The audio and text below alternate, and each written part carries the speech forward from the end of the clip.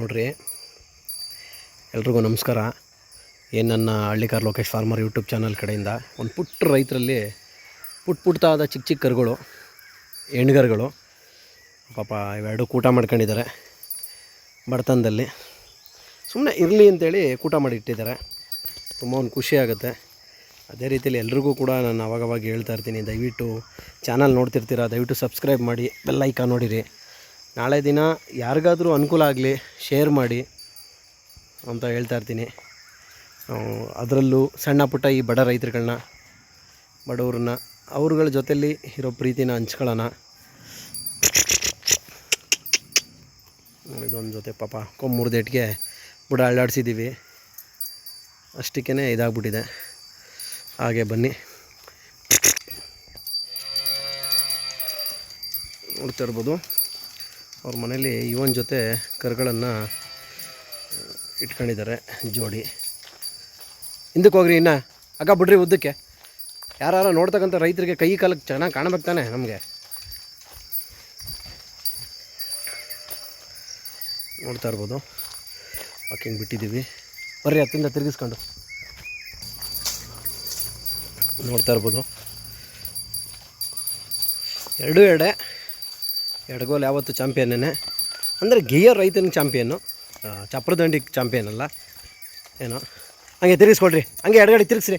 ಆಗ ನೋಡ್ತಾ ಇರ್ಬೋದು, ಇವನ್ ಜೊತೆ ಕರುಗಳು ಅವ್ರೇನೋ ಕೂಟ ಮಾಡ್ಕೊಂಡಿದ್ದಾರೆ. ಪಾಪ ಸಣ್ಣದಪ್ಪ ಇದ್ದರೂ ಇರಲಿ ಅಂತ. ಸುಳಿ ಸುದ್ದದಲ್ಲಿ ಯಾವುದೇ ಏನು ತಪ್ಪೊಂದು ಸುಳಿ ಏನಿಲ್ಲ. ಈ ಎಡಗೋಲಲ್ಲಿ ಮಾತ್ರ ಒಂದು ಕಡೆ ಒಂದು ಸುಳಿ ಇದೆ, ತೋರಿಸ್ತೀನಿ. ಅದು ಯಾರಿಗಾರು ಏನಾರು ಗೊತ್ತಿದ್ದರೆ ಹೇಳ್ರಿ. ನೋಡ್ತಾ ಇರ್ಬೋದು, ಯಾವುದೇ ಏನು ತಪ್ಪೊಂದು ಸುಳಿ ಏನಿಲ್ಲ. ಈ ಬಲ್ಗೋಲ್ ಕರಿನಲ್ಲಿ ಆಲ್ರೆಡಿ ಅವ್ರು ತರಬೇಕಾದ್ರೇ ವ್ಯವಸಾಯ ಎಲ್ಲ ಮಾಡಿದಾರಂತೆ. ಹಂಗಾಗಿ ಅದು ಉಳುಮೆ ಗಿಳುಮೆಗೆ ಎಲ್ಲದಕ್ಕೂ ಹೋಗುತ್ತೆ. ಹಂಗಾಗಿ ಏನೂ ತೊಂದರೆ ಏನಿಲ್ಲ. ಹಂಗಾಗಿ ಬಲಗಡೆ ಇರೋ ಕಪ್ಪು ಅಂದರೆ ರೂಪಾಯಿ ಬಣ್ಣದನ್ನು ಎಲ್ಲ ಕೆಲಸಕ್ಕೆ ಹೋಯ್ತದೆ, ಏನು ತೊಂದರೆ ಏನಿಲ್ಲ. ಈ ಎಡಗಡೆ ಇದಕ್ಕೆ ಇನ್ನೂ ಪಾಠ ಮಾಡಬೇಕು. ಇವಾಗಷ್ಟೇ ಕೊಮ್ಮು ಮಾಡಿದ್ದೀವಿ. ಆಮೇಲೆ ಇಲ್ಲಿ ಸುಳಿ ಅನ್ನೋದು ತಪ್ಪನ ಸುಳಿ ಯಾವುದೂ ಏನೂ ಇಲ್ಲ. ಇದರಲ್ಲಿ ಒಂದೇ ಒಂದು ಸುಳಿ ಎರಡು ಕಡೆಗೂ ಇದೆ, ಅದನ್ನು ತೋರಿಸಿರ್ತೀನಿ. ಅದು ನಿಮ್ಮ ಕಡೆಗೆ ಏನಂತಾರೆ, ನಮ್ಮ ಕಡೆಗೆ ಅಂತಾರೆ ಅನ್ನೋದಕ್ಕಿಂತ ಹಂಗೆ ರೀ.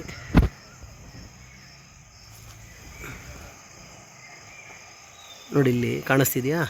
ನೋಡಿ ಈ ಜಾಗದಲ್ಲಿ ಕತ್ತತ್ರ ಇಲ್ಲಿ ಒಂದು ಸುಳಿ ಇದೆ ಬಲಗಡಿಕೆ. ಅದೇ ಥರ ಆ ಕಡೆಗೂ ಕೂಡ ಇದೆ. ಹಂಗಾಗಿ ಇದು ಅವರು ಜೊತೆಗೆ ಸುಳಿ ಅಂತ ಹೇಳಿ ಕೊಟ್ಟಿದ್ದಾರೆ. ಅದೇನು ಸುಳಿ ಅಂತ ನಿಮಗೆ ಗೊತ್ತಿದ್ದರೆ, ನಿಮ್ಗೆ ಯಾರಿಗೆ ಬೇಕಾಗುತ್ತೋ ಅವ್ರಿಗೆ, ಆ ಕಡೆಯವ್ರಿಗೆ ಏನು ಅನಿಸುತ್ತೆ ಅದನ್ನು ನೀವು ತಿಳ್ಕೊಳ್ಳಿ. ಹಂಗಾಗಿ ಬನ್ನಿ, ಏನು ಎತ್ತ ಹಂಗೆ ಕೇಳೋಣ. ಇದಕ್ಕೆ ಯಾವುದೇ ತಪ್ಪನ ಸುಳಿ ಆಗಲಿ ಇನ್ನೊಂದಾಗಲಿ ಇಲ್ಲ. ತುಂಬ ಒಂದು ಖುಷಿ ಆಗುತ್ತೆ. ಓಕೆ ಅಣ್ಣ, ನಮಸ್ತೆ ಅಣ್ಣ. ನಿಮ್ಮ ಹೆಸರು? ಶಶಿಕುಮಾರ್ ಅಂತ ಹೇಳಿ ಸರ್. ಶಶಿಕುಮಾರ್ ಅಂತ. ಯಾವ ಊರು ತಾವು? ಸಂಕಲಿಗೆರೆ ಗ್ರಾಮ, ಚನ್ನಪಟ್ಟಣ ತಾಲೂಕು, ಬೆಂಗಳೂರು ದಕ್ಷಿಣ ಸರ್. ಬೆಂಗಳೂರು ದಕ್ಷಿಣ. ಓ, ಅಲ್ಲೇ ನೀವು ಮಾಡ್ಕೊಂಬಿಟ್ಟಿದ್ರೆ ಬೆಂಗಳೂರು ದಕ್ಷಿಣ ಅಂತ. ರಾಮನಗರ ಜಿಲ್ಲೆ ಬೇಡ ನಿಮಗೆ? ಹಾಂ, ಬೆಂಗಳೂರು ದಕ್ಷಿಣ ಮಾಡಿದಾರಲ್ಲ. ಹಾಂ, ನಾಳೆ ಬೆಳಗ್ಗೆ ಬಂದ್ಬಿಟ್ಟಿದ್ದೀನ ಸಿಂಗಾಪುರ ಅಂತಾರೆ, ಕರೆದ್ಬಿಡಿ.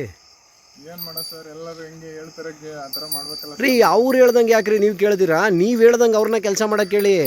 ನೀನು ಓಟ್ ಹಾಕಿ ಕಳಿಸಿರೋದು, ಏ ಬೋಳಿ ಮಗನೇ, ನಾನು ನಿನಗೆ ಓಟ್ ಹಾಕಿರೋದು, ನಾನು ಏನು ಹೇಳ್ತೀನಿ ಆ ಕೆಲಸ ಮಾಡೋಕ್ಕಿರೋದು ಅಂತ ಪ್ರಜಾಕೀಯದಲ್ಲಿ ಹೇಳ್ತಾನಲ್ಲ ಉಪೇಂದ್ರ. ಆ ಥರ ಮಾಡಿ ಇಲ್ಲ. ಆ ಥರ ನೀನು ಹೇಳಿ ಕೆಲಸ ಮಾಡಿಸ್ದಾಗಲೇ ಅಧಿಕಾರಿಗಳು. ಯಾಕೆಂದರೆ ನೀನು ಕೊಡ್ತಾರ ಸಂಬಳನ ಅವ್ರಿಗೆ. ನನ್ನ ಮಕ್ಕಳಿಂದ ಏನು ನಾವು ಸಂಬಳ ತಗೋತಿಲ್ವಲ್ಲ ಅಲ್ವಾ? ನೀನು ರೈತನೇ ಆದ್ರೂ ಒಂದು ಬಟ್ಟೆ ತೊಗೊಂಡ್ರು, ಒಂದು ಟೀ ಕುಡಿದ್ರು, ಒಂದು ಹೋಟ್ಲಲ್ಲಿ ತಿಂದರು, ಒಂದು ಕ್ವಾರ್ಟರ್ ಎಣ್ಣೆ ಕುಡಿದ್ರು, ನಿನ್ನ ಟ್ಯಾಕ್ಸ್ ದುಡ್ಡಲ್ಲಿ, ನಿನ್ನ ದುಡ್ಡಲ್ಲಿ ನೀನು ಸಂಬಳ ಕೊಡ್ತಾರದು ಅವನಿಗೆ. ಸರ್ಕಾರದ ಖಜಾನೆಗೆ ಬಿದ್ದಾಗ ಅದು 1 ಪೈಸೆ ಆಗಲಿ 1 ರೂಪಾಯಿ ಆಗಲಿ ನಿನ್ನ ದುಡ್ಡು ಅಲ್ವಾ?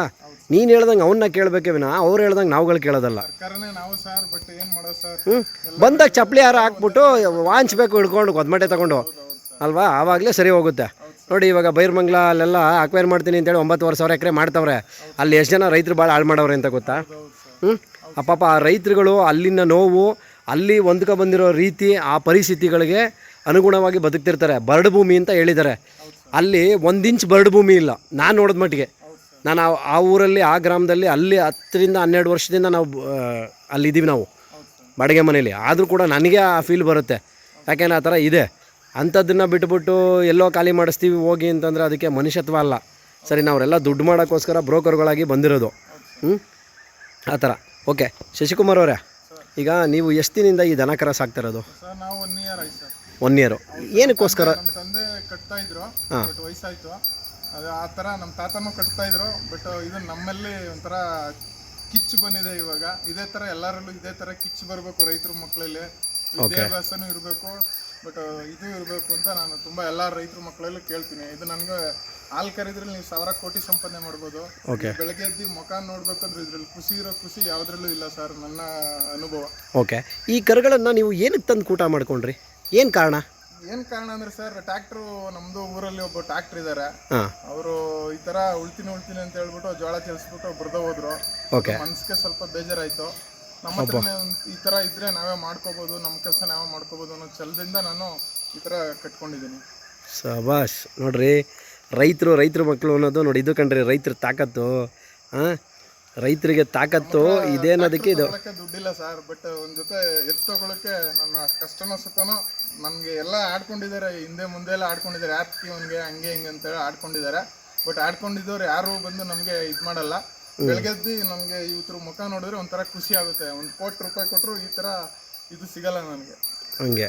ಹೌದು ಸರ್. ಶಬಾಷ್. ಇವಕ್ಕೆಲ್ಲ ಏನು ತಿಂಡಿ ಹಾಕ್ತೀರಾ ಸರ್? ಇವಾಗ ನಾನು ಇದಾಗ್ತಾ ಇದ್ದೀನಿ, ರವೆ ಬುಸ್ ಹಾಕ್ತೀನಿ, ಹಿಂಡಿ ಹಾಕ್ತೀನಿ, ರಾಗಿ ಹುಲ್ಲು ಹಾಕ್ತಾ ಇದ್ದೀನಿ. ಆ ಥರ ಇದೆಲ್ಲ ಪಾಠ ಮಾಡಿದ್ದೀರಾ ನೊಗ ಇಟ್ಟು? ಸರ್ ಇವಾಗ ನಾನು 120 ತಂದಿರೋದು. ಒಂದು ಆಲ್ರೆಡಿ ಕಲ್ತಿದೆ, ಇದು ನನ್ನ ಬಲ್ಗೋಲು. ಎಡಗೋಲು ಕಲಿಸ್ಬೇಕು. ಇದೆಲ್ಲ ಕೊಂಬೆಲ್ಲ ರೆಡಿ ಆದಮೇಲೆ ನಾನು ಎಲ್ಲ ಮಾಡ್ತೀನಿ ಸರ್. ಆ ಥರ? ಹೌದು ಸರ್. ಓಕೆ, ಇವಾಗ ಇವೆಲ್ಲ ಕೊಂಬೆಲ್ಲ ಮಾಡಿಸಿದ್ರಿ, ಈಗ ಇದೆಲ್ಲ ವ್ಯವಸಾಯ ಮಾಡಬೇಕು ಅಂತ ಡಿಸೈಡ್ ಆಗಿದ್ದೀರಾ?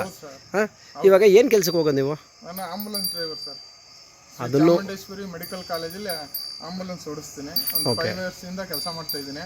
ಅದಕ್ಕೆ ಮೊದಲೇ ನನಗೆ ನಾನೇ ಓನ್ ಗಾಡಿ ಇಟ್ಕೊಂಡಿದ್ದೆ. ಕೊರೋನಾ ಟೈಮಲ್ಲಿ ನಮ್ಗೆ ತುಂಬ ಪ್ರಾಬ್ಲಮ್ ಆಯಿತು. ಆ ಟೈಮಲ್ಲಿ ನಾನು ಊರಿಗೆ ಬಂದು ಕುತ್ಕೊಂಡಾಗ ನನ್ನ ಹತ್ರ ಏನೂ ಇರಲಿಲ್ಲ, ಕುರಿ ಇರಲಿಲ್ಲ, ಹಸ ಇರಲಿಲ್ಲ, ಏನೂ ಇರಲಿಲ್ಲ. ನಾನೇ ಒಂದು 10 ಕುರಿ ಹಾಕ್ಕೊಂಡು ಕುರಿ ಮೇಯಿಸ್ತಾ ಇದ್ದೆ. ಊರ ಜನ ಎಲ್ಲ ನಮ್ಮನ್ನು ನೋಡಿ ನೆಗಿತಿದ್ರು, ಆಡ್ಕೊಳ್ತಿದ್ರು. ನನಗೇನು ಬೇಜಾರೇನು ಇರಲಿಲ್ಲ.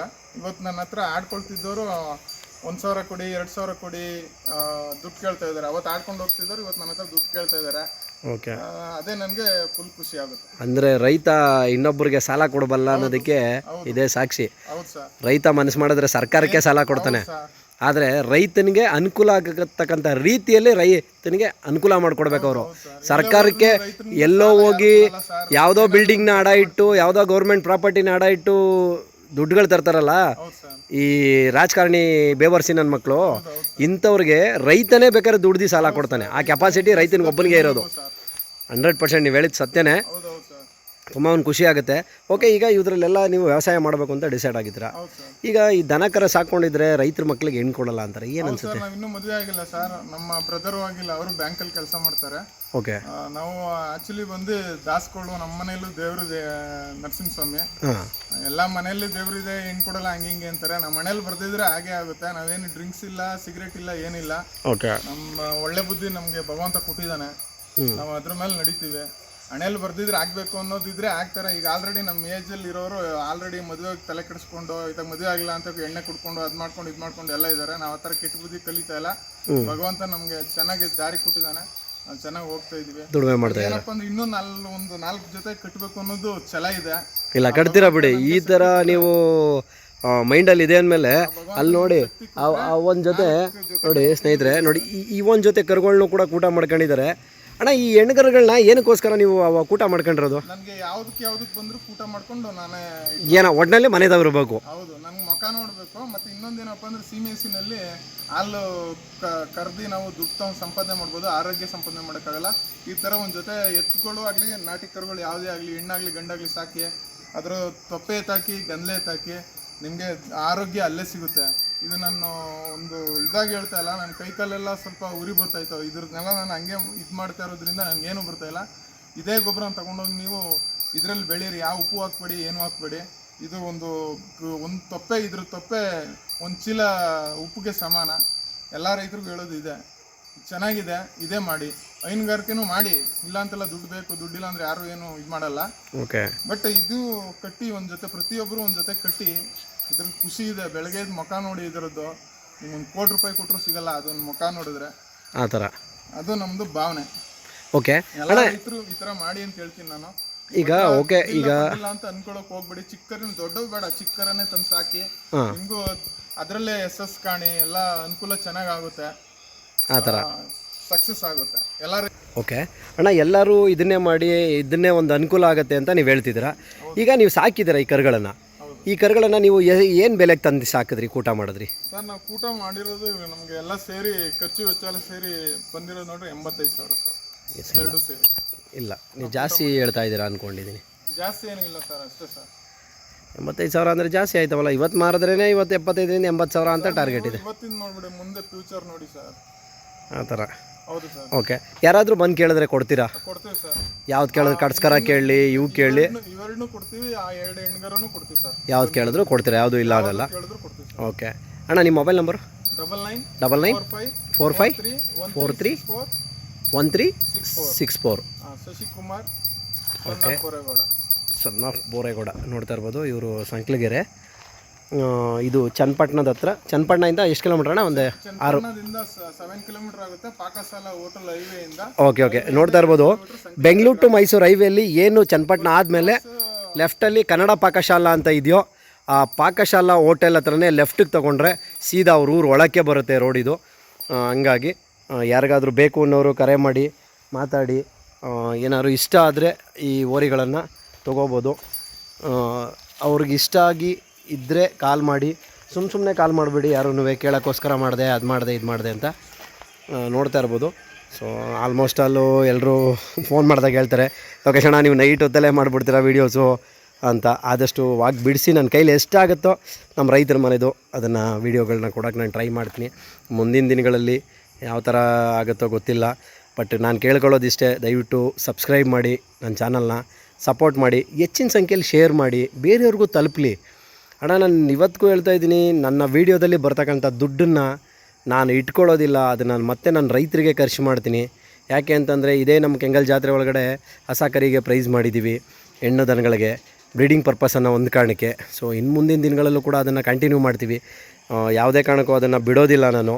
ಅದ್ರ ಜೊತೆಗೆ ಏನು ಈ ವರ್ಷ ಮಂಡ್ಯದ ಹತ್ರ ನಾಗಮಂಗಲ ರೋಡಲ್ಲಿ ಜೋಡಿ ನಂದಿ ಬಸವೇಶ್ವರ ಅನ್ನೋ ಒಂದು ಜಾತ್ರೆಗೆ ಹೋಗಿದ್ನೋ, ಆ ಜಾತ್ರೆಗೂ ಕೂಡ ಮುಂದಿನ ವರ್ಷ ಬರ್ತಕ್ಕಂಥ ಹಸು ಕರುಗಳಿಗೆ ನಾನು ಪ್ರೈಸ್ನ ಕೊಡ್ತೀನಿ ಅಂತೇಳಿ ಅನೌನ್ಸ್ ಮಾಡಿ ಬಂದಿದ್ದೀನಿ.